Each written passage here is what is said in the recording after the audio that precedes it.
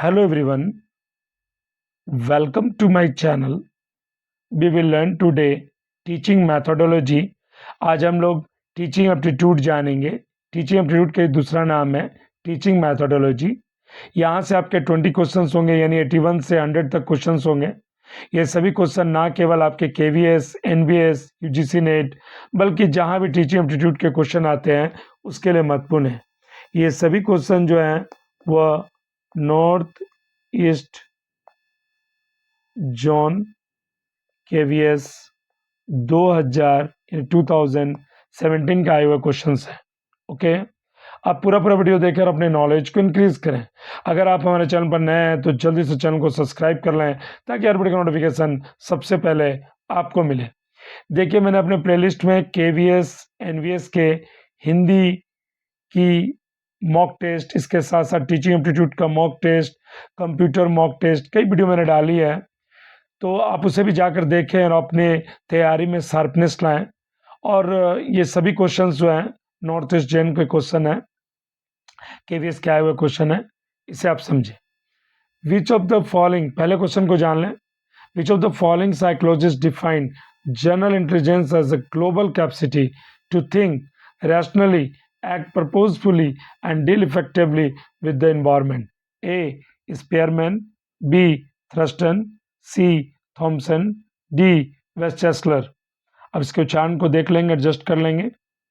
Okay, यहाँ आपसे पूछा जा रहा है कि कौन ऐसे मनोवैज्ञानिक है जिन्होंने बताया है, किसको बताया है, जनरल इंटेलिजेंस को ग्लोबल कैपेसिटी के रूप में, इसके साथ साथ जो उद्देश्य है, और deal effectively with the environment, और डील किया प्रभावशाली वातावरण के साथ।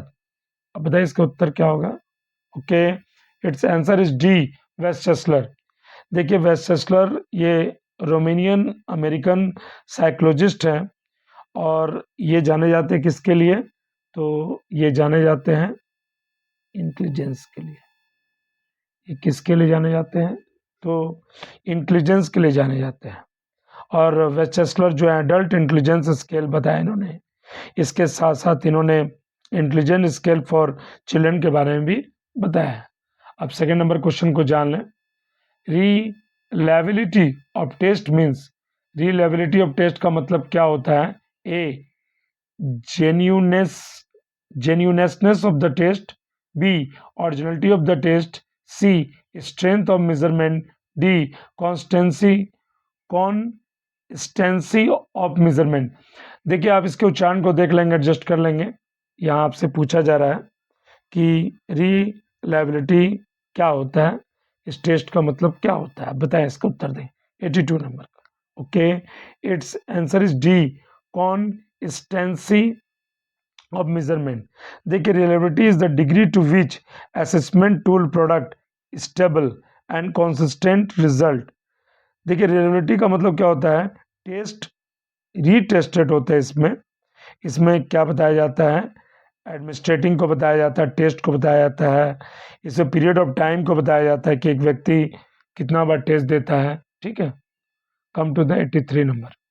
The idea of multipurpose school was mooted by, यानी जो मल्टीपर्पज जो स्कूल हैं उसे मूटेड किसने किया है, उसकी आइडिया किसने दी है, आपको बतानी है। A, Radhakrishnan commission 1948-49, B, Mudaliar commission 1952-53, C, Kothari commission 1964-66, D, national policy on education 1986।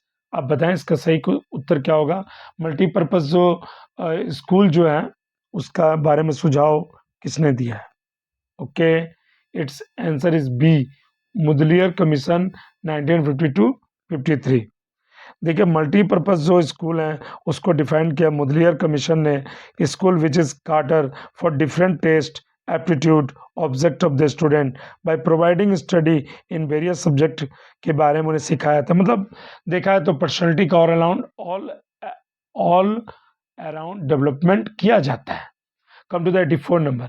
In the post-independence era, the issue of vocationalization of education was dealt with by committee. किस कमिटी ने इसे डील किया था। ओके, यहाँ तो प्रिंट मिस हो गया, आप इसे एडजस्ट कर लेंगे। किस कमेटी ने किया था? पहला है ए ईश्वर भाई जे पटेल, बी लक्ष्मी स्वामी मुदलियर, सी मैलकॉम आदिस आदिस आदिस्था और डी एस कोठारी। अब इसके उच्चारण को देख लेंगे किसने किया था। Okay, it's answer is D S Kothari. D S Kothari ने कहा था वोकेशनलाइजेशन ऑफ द एजुकेशन के बारे में कमेटी गठन किया गया था। डी एस कोठारी कब किया गया था? ये किया गया था 1964 से 66 के बीच में।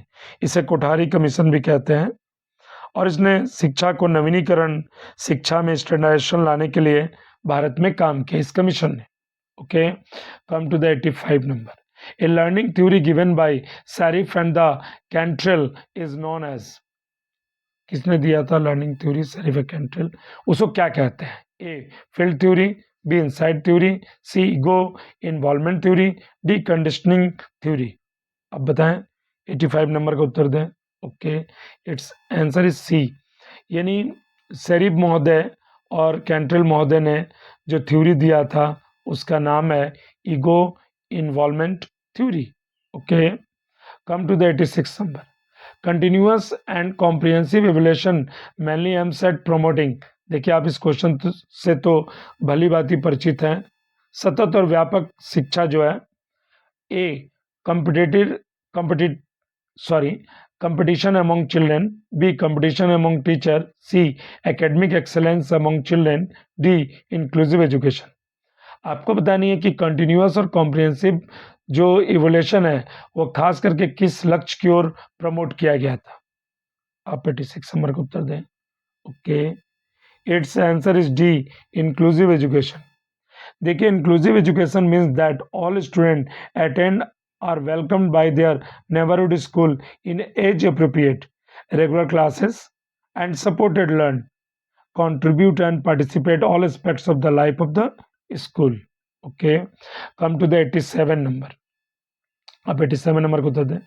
If some student create disturbance in your class, you will A report their names to the principal, B ask them to get out of the class, C understand their potential and engage them in appropriate activities, D assign them heavy homework।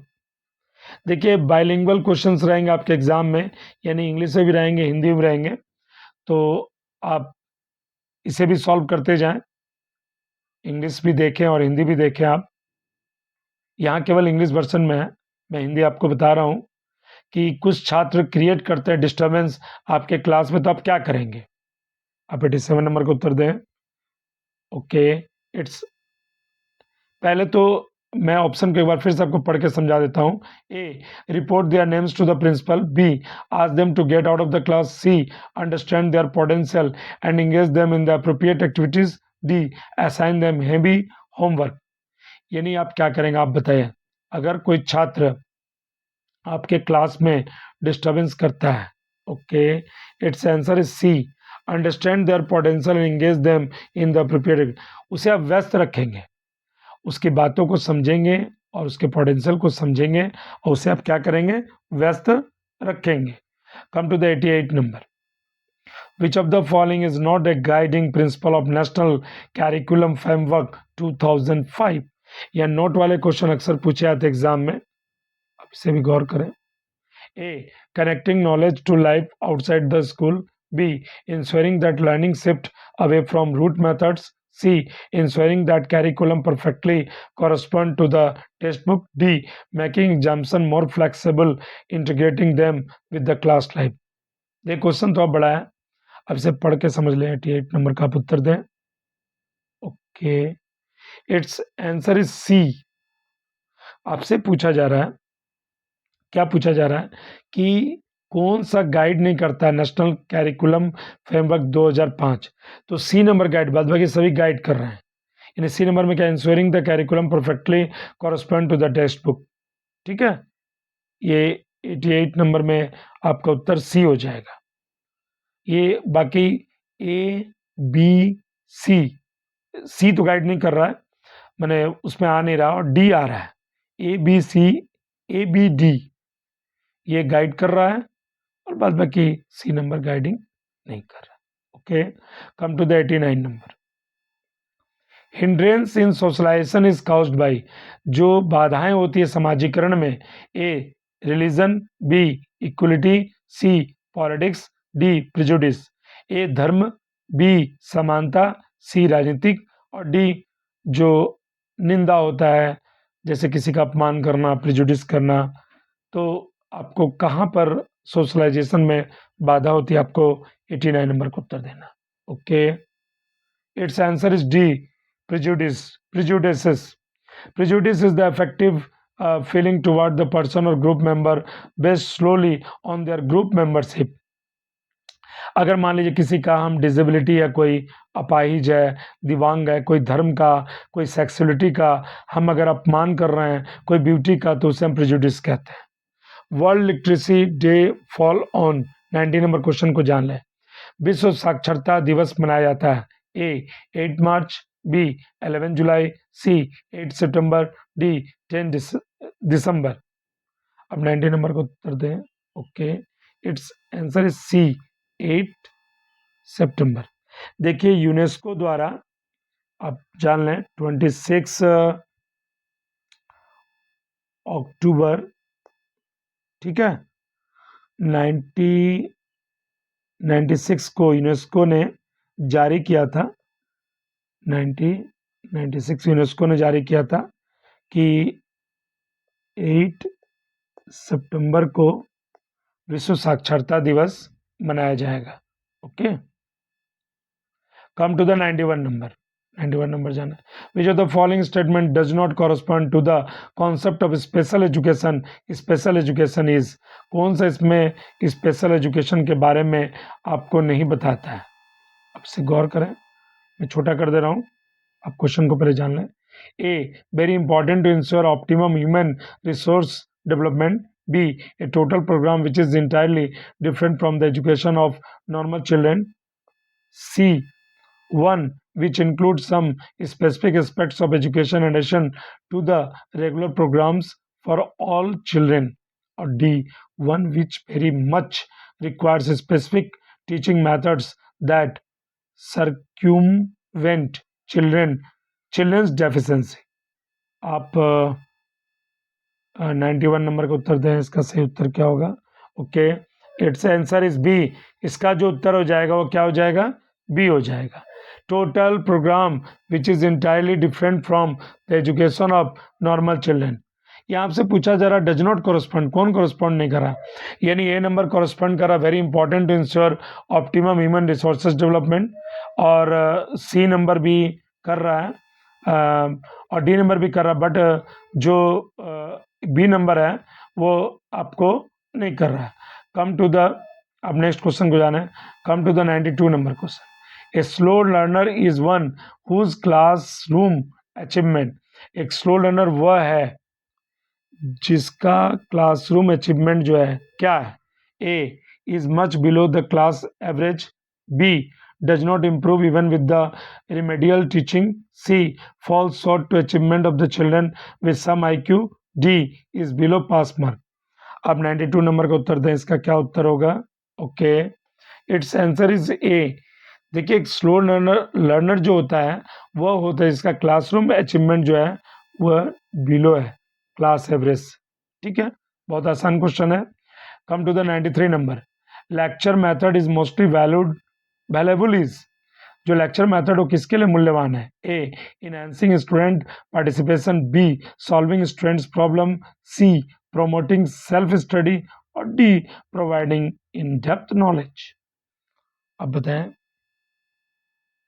यहाँ आपसे पूछा जा रहा है कि lecture method सबसे valuable है। अब 93 नंबर को उत्तर दें। Okay, it's answer is A enhancing student participation. देखिए लेक्चर जो मेथड होता है वो ओरल प्रेजेंटेशन होता है, मतलब इसमें मौखिक शिक्षा दी जाती है छात्रों को। यूनिवर्सिटी लेवल पर होता है, कॉलेज लेवल पर होता है। इसमें critical information, history, background, theory, equation, ये सब बताए जाते हैं। Come to the 94 number. The main characteristics of a standardized test is that they are free from, अब क्वेश्चन को पढ़ें। Main characteristics of standardized test is that they are free from A.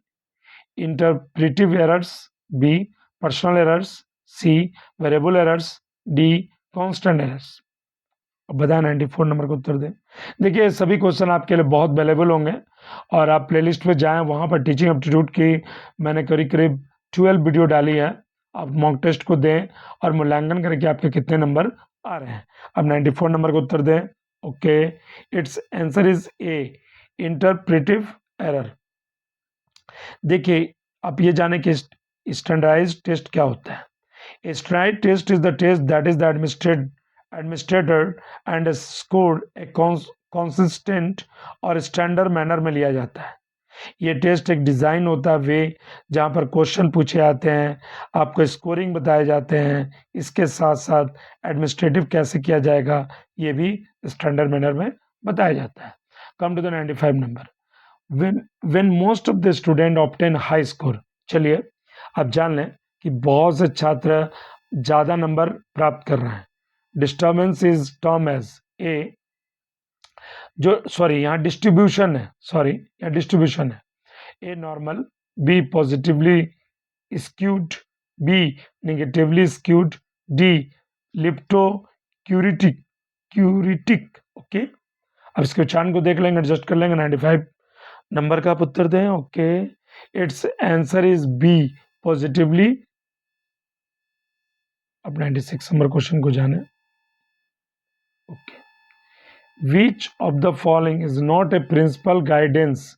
यहाँ पर कौन सा प्रिंसिपल गाइडेंस नहीं है? ठीक है, A principle of individual differences, B principle of prescriptiveness, prescriptiveness, C principle of cooperativeness, D principle of wholeness of individual. देखिए आप इसके उच्चारण को देख लेंगे, एडजस्ट कर लेंगे। ओके, कौन सा इसमें से प्रिंसिपल ऑफ गाइडेंस नहीं है? 96 नंबर का आप उत्तर दें। Okay, it's answer is B, principle of नहीं सॉरी यहाँ उच्चारण ऐसे होगा, प्रीस्क्रिप्टिवनेस। ओके, ये नहीं है, बट ये है, ये भी है, ये भी है। Come to the 97 number. A school dropout from the class 2 age 13 years will have to be admitted to which class as per RTE Act 2009? A. Class 3, B. Class 5, C. Class 6, D. Class 7। मान लीजिए class 2 का बच्चा अगर 13 साल की उम्र में school को छोड़ देता है तो आप उसको RTE Act 2009 के अनुसार किसमें दाखिला दिलवाएंगे? आप बताइए 97 नंबर का उत्तर दें। Okay, it's answer is D, class 7 में। कॉन्स्ट्रक्टिविज्म थ्योरी किसने दिया था? ए चोम्स्की, बी वाइगोस्की, सी पाइगेट यानी पियाजे और डी टर्मेन। अब 98 नंबर का उत्तर दें। 97 तो आप जान गए, 98 का उत्तर हो जाएगा सी। इसका उत्तर हो जाएगा सी, पियाजे। यानी कंस्ट्रक्टिविज्म थ्योरी जो फिलोसफिकल व्यू पॉइंट इसमें बताया गया है, इसमें नेचर ऑफ नॉलेज को बताया गया। इस थ्योरी में क्या बताया गया है? नेचर ऑफ नॉलेज को, और इसमें इंट्रैक्शन किया गया है एक्सपीरियंस को और आइडियाज़ को, किस तरह से ह्यूमन आइडियाज को, ये पियाजे महोदय ने बताया। Come to the 99 number. Skinner operant conditioning theory can be based. देखिए स्किनर महोदय का जो ऑपरेंट कंडीशनिंग थ्योरी है वो बेस्ट है, वो रिप्रेजेंट करता है। आप इसे गौर करें, आप CDP की बुक में स्किनर के थ्योरी को पढ़े होंगे। ए RS, B SR, C SOR और D SO divide by NR, मैंने बाई NR और R। आप इसका ऑप्शन को देख लें, 99 नंबर का आप उत्तर दें। Okay, it's answer is B. देखिए SR थ्योरी, यानी इसका जो उत्तर हो जाएगा 99 नंबर का, operant conditioning is a learning process through which the strength of the behaviour modified by reward and punishment. It is also the procedure that is used to bring about the such a learning. SR theory उन्होंने दिया था। Come to the 100 number और last question है ये। विच agency has been assigned for the monitoring of the child right education at the national level? A. National Council of Education Research training NCERT, B national council for teacher education NCTE, C central board of secondary education CBSE, और D national commission for protection of the child rights NCPCR. आपको 100 number का उत्तर देना है कि कौन सा agency है जो मॉनिटरिंग करता है चाइल्ड राइट्स एजुकेशन थ्योरी, मतलब चाइल्ड राइट्स जो एजुकेशन है राष्ट्रीय स्तर पर। अब बताएं।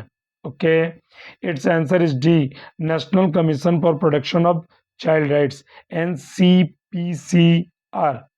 देखिए, national commission for protection of the child rights as an Indian government commission है, establish by the act of parliament के द्वारा। चाइल्ड राइट एक्ट जो आया था 2005 में, ठीक है, 2005 में आया था, इज ए स्टैट्यूटरी बॉडी।